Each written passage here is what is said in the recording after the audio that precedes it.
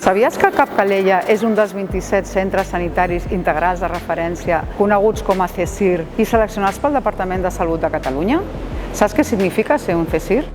Els CSIR són la llavor de la transformació de l'atenció primària i una aposta per fer front a les noves necessitats de salut del segle XXI, com són l'envelliment de la població, l'increment de les malalties cròniques, la sobrecàrrega dels professionals i les dificultats d'accés als sistemes de salut. El principal objectiu del nou model d'atenció primària és que aquesta sigui més propera, més resolutiva i més orientada a les necessitats reals de les persones. Cada CSIR actuarem com un laboratori viu, on posarem en pràctica nous models d'organització, incorporarem nous perfils professionals i també eines digitals i d'intel·ligència artificial per millorar l'atenció.